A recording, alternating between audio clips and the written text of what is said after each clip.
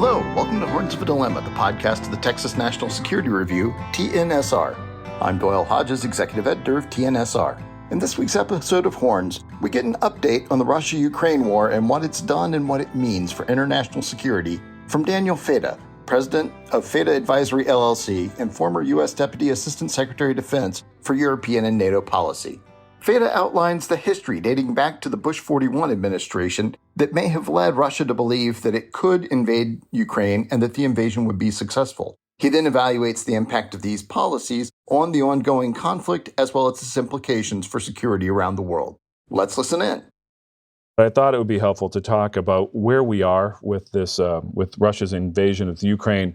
How did we get here? What's happened? Where might it go?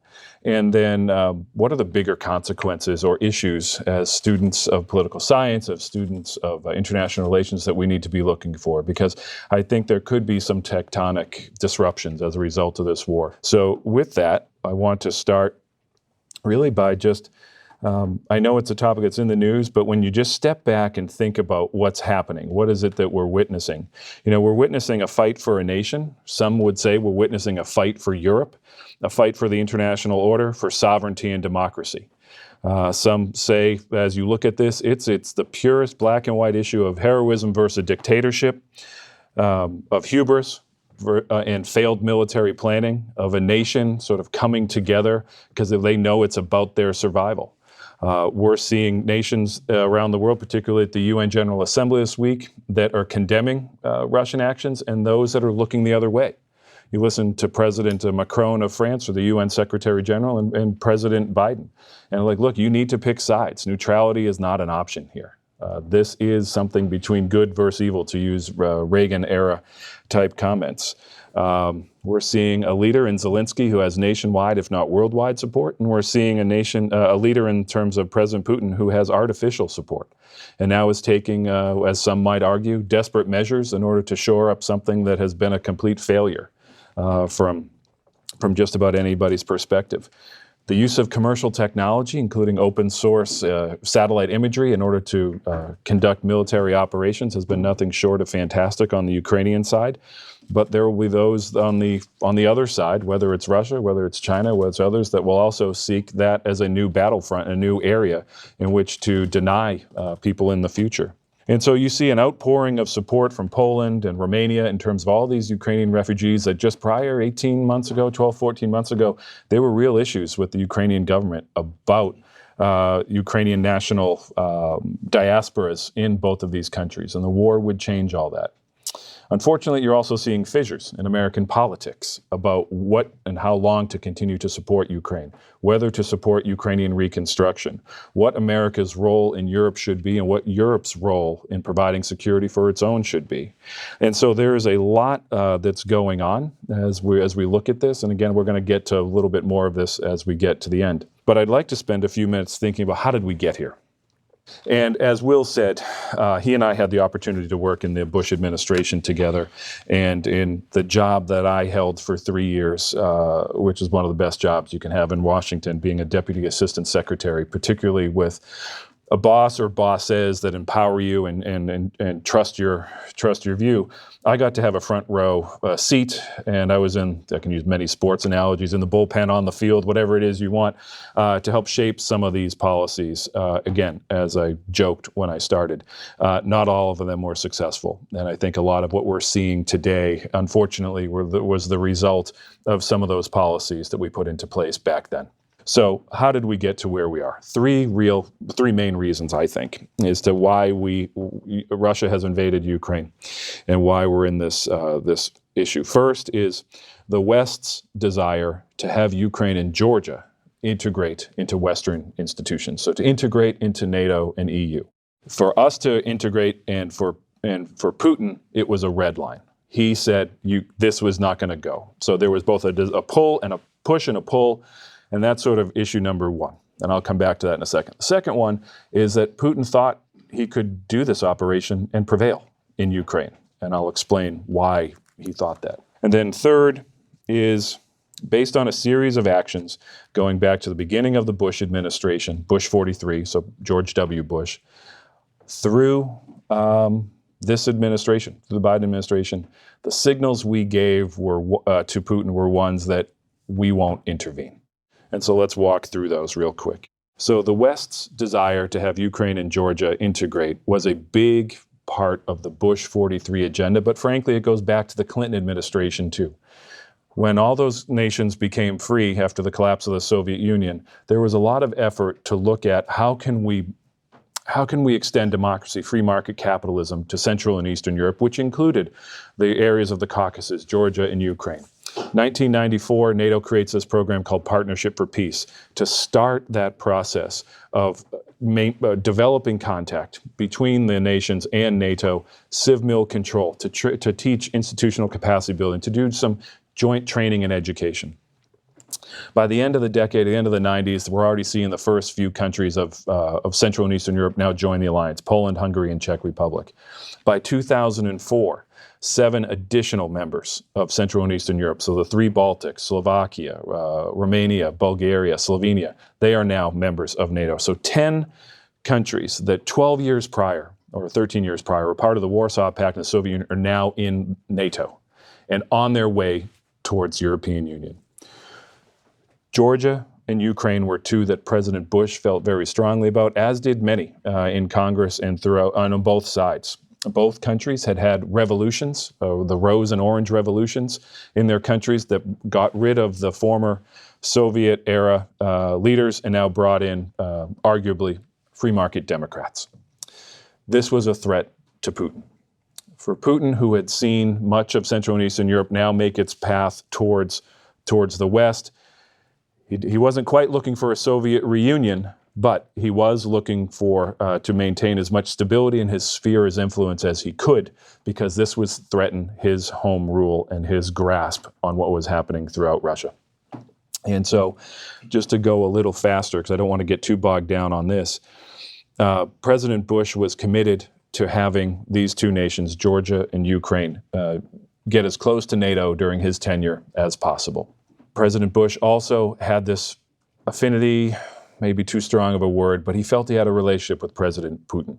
Early in the Bush presidency, he said, "I've looked into his eyes and I've seen his soul, and he's someone that we can work with." And for the majority of me and Will's time in government, yours too, I guess, Paul, during the 2000s, there was many efforts made to try to figure out how we can work with the Russians. But then in 2007, February 2007, I was with Secretary Gates on his first trip to Europe. There is a conference that takes place in Munich called the Munich Security Conference, and Putin laid out, first time, only time he's ever speaking to that audience, laid out for everybody what was wrong with America and why Europe, you guys were sycophants that were going along with this hyperbolic superpower of America. And you needed to wake up. Well, they did wake up. Europe did wake up. There was a lot of head nodding, or as a military friend told me this morning, there was a lot of going north and south with their heads, until Putin called into question one of the European security organizations called the OSCE. And at that moment, the Europeans snapped out of it. And they realized that Putin actually had designs on Europe.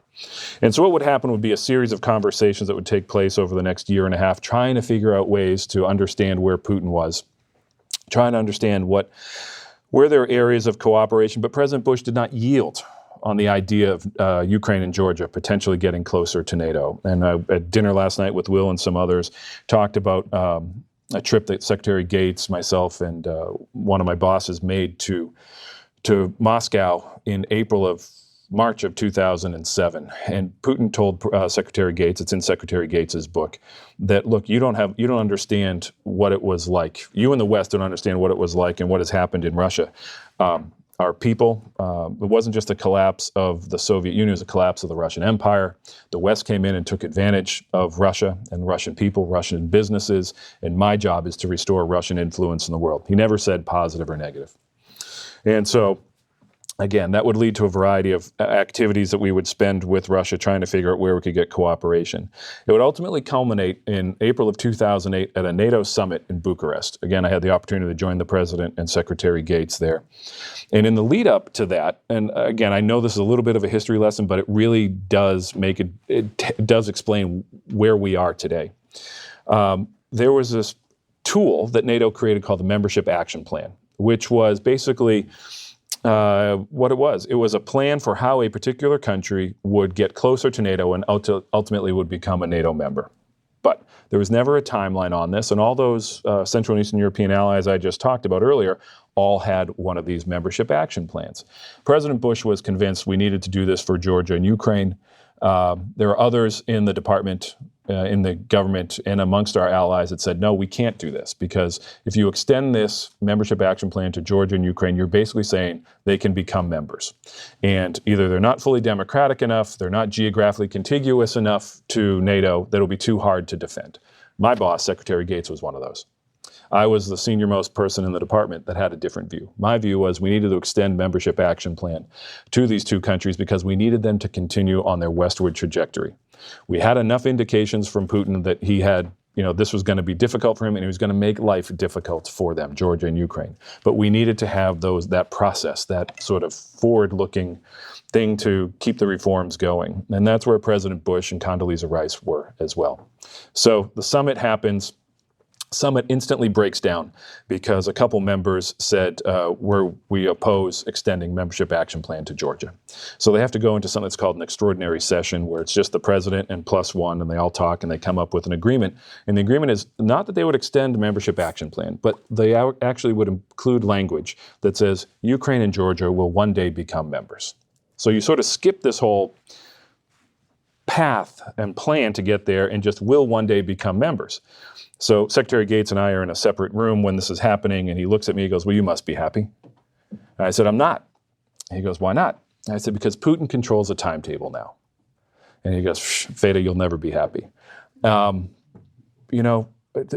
weeks after that, I was telling Will this, I was sent to Georgia to go tell the Georgian government, be careful of what's happening. We have intelligence indications that the Russians are building up forces for this exercise that they're going to do in the North Caucasus, and they may not leave. And the exercise was to break away regions of a former Soviet republic, have Russian passport holders, citizens there, and the host nation is threatening to revoke or do things. And so you could say it was a war game, you could say it was fabrication, but you could also say it's what we're seeing today in Ukraine as well, particularly as Putin is thinking of holding these referendums over the next couple days. Well, anyways, the war in Georgia would happen. And one of the lessons learned was Putin says stuff that he means. We may not believe it in the West, but he means what he says. And he was telegraphing, if you all do something in Georgia and Ukraine, this is a red line for me. And so that's one of those lessons learned from back then.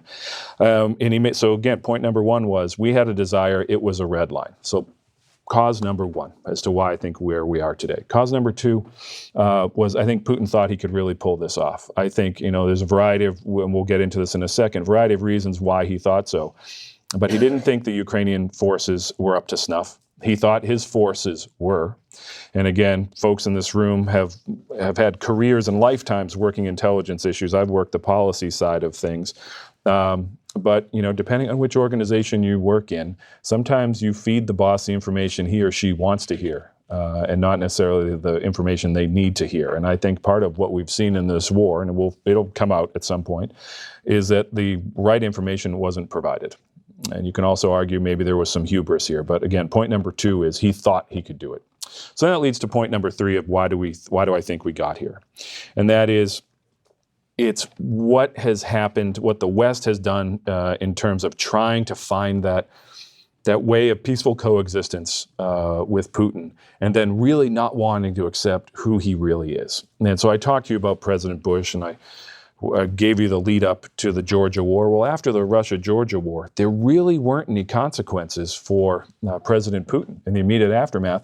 And by the time the Obama administration would come in early 2009, the war was August of 2008. By the beginning of 2009, the new administration, Secretary Clinton and others, were calling for a reset with Russia. So no real penalties, and there was a reset. And now what would happen is they would try to find, like we did in the Bush administration, constructive ways to work together. But it was almost forgotten what happened in Georgia. And then in 2014, there is a move. Again, remember I told you part of the West's goal was to bring Ukraine closer. There was a move. The EU had extended 2 levels down of membership status to Ukraine, and there was going to be a referendum across the Ukrainian public whether to accept it and to move closer to the EU. And the Kremlin-aligned leader, Yanukovych, at the time, blocked the referendum from happening. There were another round of big protests. Yanukovych would flee to Moscow, and Putin would send in forces to protect Russian citizens in Ukraine. And that's when you moved a lot of forces into the Donbass and the Luhansk and everything that we're seeing is being fought over now. The West did some condemnations, did some sanctions, but it went away. And by 2017, NATO Secretary General says Russia does not pose a threat to the alliance, even though Russia still had its forces in the Ukraine. Now, technically, Ukraine is not a member of the alliance, but the view was Russia didn't pose a threat. And then you have a series of things, starting with COVID, where nations now start looking insular.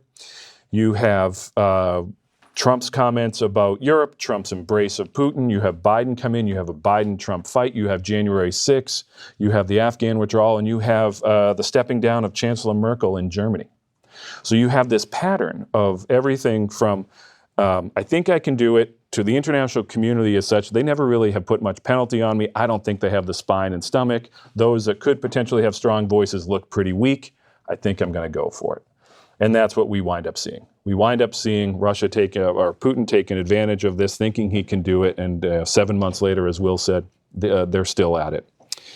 And so what's happened over this period is the U.S. has sort of reemerged as the undisputed leader of the alliance. God bless the Poles, God bless the U.K. and others, but no one could have mobilized the response to support Ukraine other than the United States. The United States started 6 months early. I've been out to NATO twice over the past 2 months having conversations about the war, about the recent NATO summit and other things and how it all came about. And the reality was the United States, starting in October of last year, started briefing the Ukrainians, started briefing the Allies about what they were seeing, sort of like 2008 all over again. Those indications that we're seeing this exercise build up now with Belarus, right north of the Ukrainian border, of something that, one, has a really similar simulation, like it was in Ukraine, about Russian citizens that might be in danger, and we're seeing a larger force than there was in Ukraine. And so the U.S. would make this information and intelligence available to the Allies, and the Allies wouldn't buy it. Absolutely not. And this is just coming off the heels of the Afghanistan withdrawal. It's coming years after not the most accurate Iraq intelligence and other things. So U.S. intelligence had a credibility problem with the Allies. But they also didn't believe Putin would do it. Even though they already saw 2008 and they already saw 2014, they just didn't believe that Russia would do it. So the U.S. would stay at it. And eventually the Brits and the Poles would come on board to also, they would have corroborating intelligence. And it would take the president of the United States talking about this publicly, other allies talking about publicly, getting the Ukrainians to actually come on board and actually believe it. Because the Georgians in 2008 didn't believe it could happen. So it took a while for the Ukrainians to come around to believe it. But once they believed it, the United States and a couple allies really stepped up in terms of additional training, helping on a variety of disciplines that we can't talk about in this room to make sure that they were ready. But even until the eve of the war, the NATO allies still didn't believe it was going to happen. And for those that were waffling, the view was, well, Ukraine can never last. They'll never be able to survive. And so let's be very careful about just how much we throw their way. And so, again, 7 months later, we see the Ukrainians on a counteroffensive, inflicting tremendous damage to the Russian forces, not without their own damage to the Ukrainian forces. And you find there's an alliance now that's nearly unified in terms of supporting this. And as someone said to me last week when I was out at NATO, they said, Ukraine isn't just fighting for Ukraine. It's fighting for Europe and it's fighting for the world. And so when we think about some of the bigger consequences here, we'll get to that. But the U.S. led that effort, and there's been a lot of folks. I happen to be a Republican, and there's a lot of friends in my circle that we served in Bush 43, or some had served in Trump, that really feel that Biden failed, that this has been a failure of Ukraine would not be at war if it wasn't for Biden. And I said to them, look, it's the other 5-letter word. It's Putin. It's not Biden. This is 100% because of Putin. In fact, Ukraine wouldn't be standing as a nation if it wasn't for what President Biden and his team were able to rally. That doesn't mean they didn't make mistakes. And I think another thing in the list of why Putin did what he did was President Biden and the NATO leaders were pretty adamant that they will defend every square inch of NATO territory. But if you're Putin, you're hearing, okay, so you're going to protect up to the line, but Ukraine's on this line, so that's mine. You're not going to cross this line. And so there are some that would say that if there was a failure, it's that we didn't, or that President Biden broke from previous presidential playbooks and didn't say, and if you go after Ukraine, all options are on the table. The deterrent aspect was no longer there. It was talking about sanctions, but no potential military. And to this day, NATO, this administration, and others really are very careful about making it look like the United States and or NATO is now involved in the direct conflict. There are also those that say that, well, if only we gave Ukraine more arms in the first few days, this war would be over. But again, as I mentioned to you all, no one believed Ukraine could survive. And so no one was going to be willing to be able to push HIMARS and all these heavy systems in there. I think we've overcome the arguments that the Ukrainians need more time to be trained. You give them the system and they go with it. And so as I joke, anyone who's heard me talk about this in recent weeks, this issue of incrementalism in terms of material support for the Ukrainians, it's similar to an airport delay. If you knew you were going to be delayed for 12 hours, you would have done something different. If we knew the Ukrainians were going to prevail, we would have given them more arms and other things early. But we didn't know. And we didn't know how long this was going to go. We actually didn't know how horribly bad the Russians would execute this mission and how brilliant and innovative the Ukrainians were in order to defeat the Russian forces and to push back on them. So there's been a lot that's happened. We've watched the fighting, from this Russian advance to now a Ukrainian counteroffensive to a stalemate. And when I was out in NATO at the end of July, there was stalemate period, and there was a lot of talk about, look, Zelensky's just got to settle because it's not going to go his way. I'm out at NATO last week, and it's like we need to give Zelensky everything he has so he can finish this, right? Ukrainian public opinion, IRI, a group that Will and I work with, they polled the Ukrainians back in June and July. 98%, actually I got the data right here, 98% of the Ukrainian people believe they will win the war. This is back in June and July. And it's got to be higher now if they were to poll. President Zelensky has a 91% approval rating. 64% of the Ukrainian people said the war shouldn't end until they get back all the territory that was lost in 2014.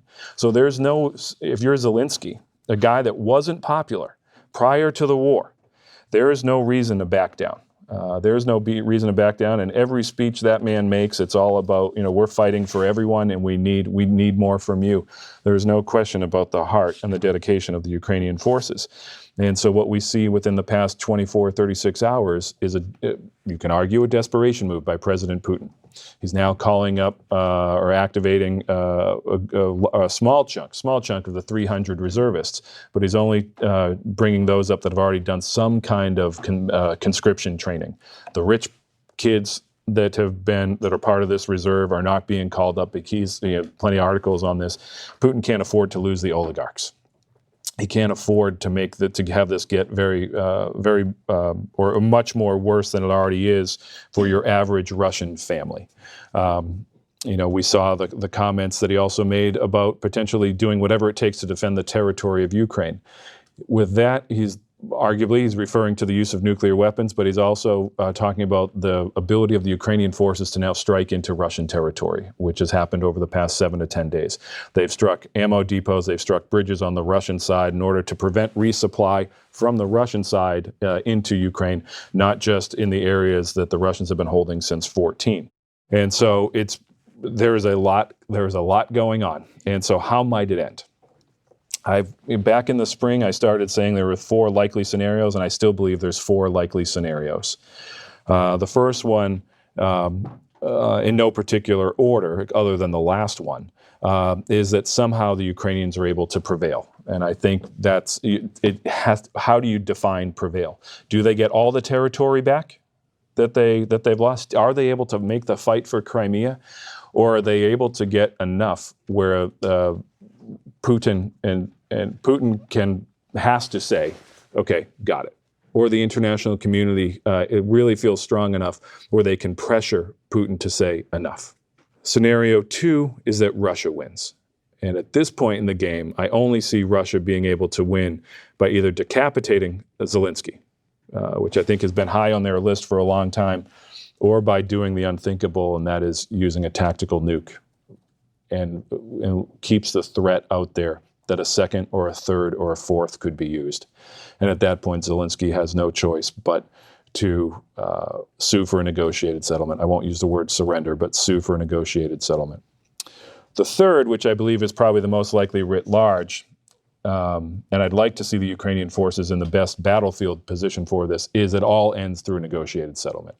And there has to be some kind of understanding of, here's what Ukrainian security looks like. Here are provisions by which eastern Ukraine will be governed.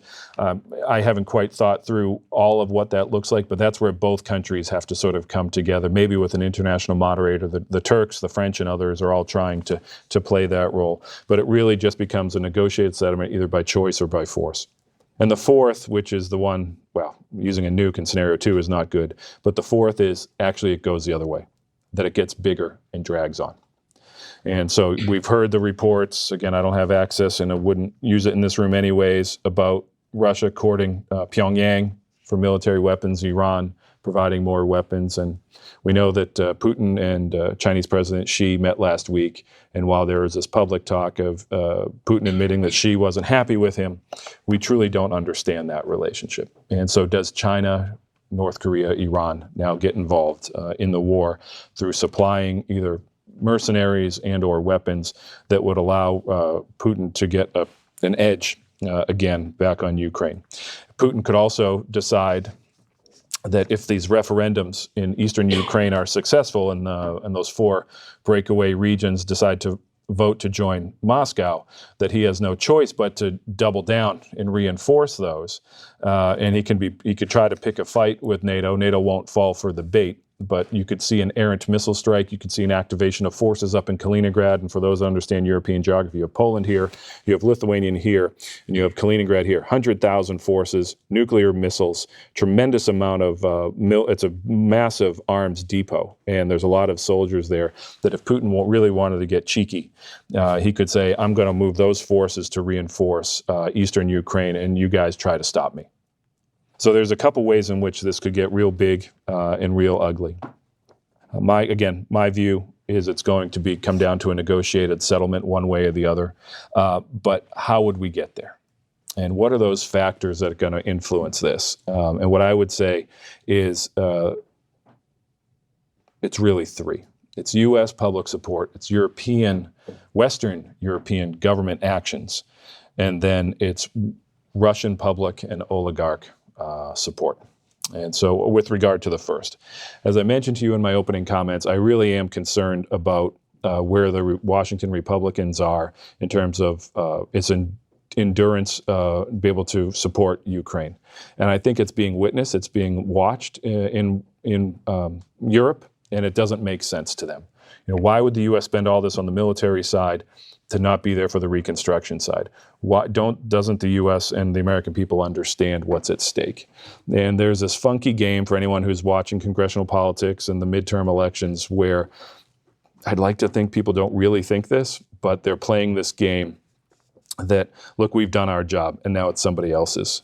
And so when it comes to the negotiated settlement, how much support the U.S. has for what happens after the ink is dry is going to be very, very important.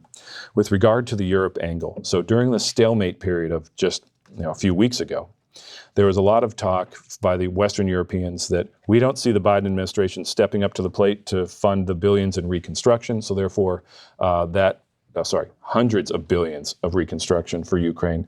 So therefore that's going to fall upon us in Western Europe. And so that gives us leverage over Zelensky. We can tell him to stop the fighting, but again, particularly during the stalemate period, because it's going to get cold for us here in Western Europe, and we don't have the commitment. And so let's just figure out what we need to do to get Zelensky to stop the fight. I just rattle off all the public opinion data. There's no way Zelensky's going to stop the fight. But Zelensky knows he runs a $10 billion a month shortage of being able to keep government services and government salaries going. He needs that money from the West. The United States is contributing $2 billion a month towards that, but the other $8 billion has to come from somewhere else in order to keep government services going.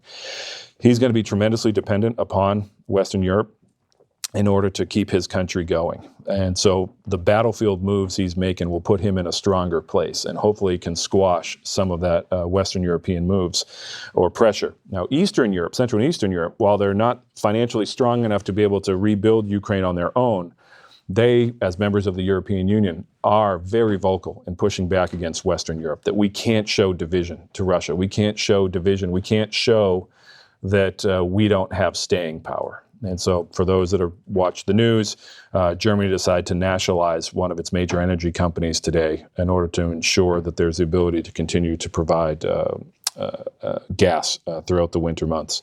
And so then the third is the Russian public and the oligarch actions. So I would have thought by now that the oligarchs would have put their arm around Putin and said, you know, Vlad, this has been fun.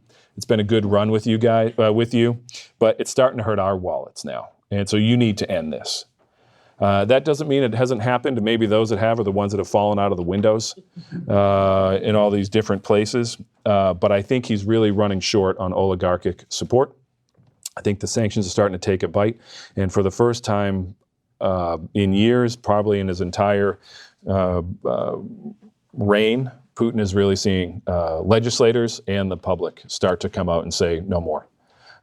This isn't the war we want. You lied to us. This isn't what we want. And so I think there's going to be a lot of pressure.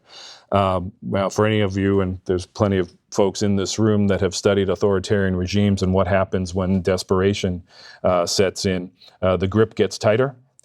The grip gets tighter and it becomes more dangerous for everybody involved, for the citizens, for the generals, for the intelligence officers, and also for those that are on the other end of the barrel. And so it's going to get real interesting. And so where the U.S. and Europe are able to stay united and continue to provide more force and make sure Zelensky is able to maintain momentum is going to be key here. So when it's over, what do we need to be looking for? I think there's a real question of what does deterrence look like going forward? It's a big strategic question. So, yes, Putin has not attacked NATO. So that deterrent worked there. But here is NATO with 3 nuclear power or nuclear armed members, the United States, France, and the UK, and we weren't able to stop an attack. Having nuclear weapons wasn't able to stop an attack on a sovereign country. Now, there are those who will say, but NATO and its strategic deterrent worked because it hasn't been attacked. But when you go back to 2008 and you use that language, will one day become members, are you not obligated in some way to be able to defend, protect? Don't you feel some responsibility for those 2 countries you said that will one day become members? Don't know, which is part of the second thing we need to look at is when we make commitments, do we need to be able to back them up? John Bolton would say, we left Ukraine and Georgia in an area of strategic ambiguity with that statement back in 2008, and Russia took advantage of it. And we never, the collective we, the Western we never really followed up on it because Putin was able to disrupt Georgia, and so Georgia doesn't have territorial control over all of its country, and Ukraine doesn't either. So we left both these countries in the lurch. And so what does making commitments and partnership mean? And if you're Taiwan, if you're a country in East Asia, and China is out there, what kind of commitments are you going to want that you're going to want to make, and how much do you believe that the United States and Western Europe will be there for you? I think there's a lot of lessons learned coming out of this war as to how to conduct warfare, how you use drones, how you use long-range precision fires, secure communications, satellite imagery, and then all the counters that go with it, counter drones, counter batteries, all that stuff. And are tanks needed for the fight of the future? Is it resilient, attritable type systems that are relatively low cost that can go in like those Ukrainian drones did with a hand grenade that as it drops, it pulls the pin that costs, you can get this, well, the stores don't exist anymore, but Radio Shack. But you can theoretically go to Radio Shack, buy one of these cheap drones and do stuff like that. So there's a lot of war that's how the conduct of war looks that will have to be out there. The future of democracy versus authoritarianism. Now, I want to believe that Ukraine is going to prevail, but it's not a guarantee. And so therefore, the fight for democracy will still go on. And if somehow Putin is able to prevail, again, through a wicked means of a nuclear weapon, or Zelensky is forced to negotiate a settlement, what message does that send to China? What message does it send to Russia? Have we once again sort of caved on things with Russia because either it's easy or we want that better relationship with them? Look, the list of this big strategics go on. Certainly, what is China learning from this? What is Taiwan learning from this? If you're China, how do I insulate my economy? Because I know the first thing that's going to happen is sanctions are going to come, and then they'll try to unplug my internet and other things. And so, what do my first few hours look like? How much do I telegraph what I'm going to do in Taiwan? Because the Russians certainly had been telegraphing, or commercial satellite and other imagery was there. So, would the Chinese do something by surprise? And so, there's a lot of lessons to be learned there. I think the last one for me will be, after this war ends, however it ends, is will the U.S. continue to remain the leader in Europe? Or because of some of these political, and it's not just the right. I mean, I talked about the Washington Republican right, but your Bernie Sanders, your Elizabeth Warrens, that part of the left also don't believe the United States should be in Europe. They don't believe it for almost the same reasons, is that Europe is rich. Europe has capabilities. We have other obligations. We have China. We have other things. Now, Sanders and Warren will say also we spend too much. And so let Europe spend. Let's just protect. Let's just defend CONUS, and that's it. But, what is the role of the United States in terms of in NATO and then being that security protector around the world? I also think that's in question. And so let me stop there, but just by concluding by saying I think we're at a very historic moment. I applaud all of you for putting on uniforms to be able to defend this nation and other nations. You're going to have a very interesting time. I guess every generation has interesting times. Yours will be no less so. There's a term I used the other day. How good we are learning lessons versus observing lessons. And are we really learning the lessons of what's happened, everything from the political side to the economic to the military here?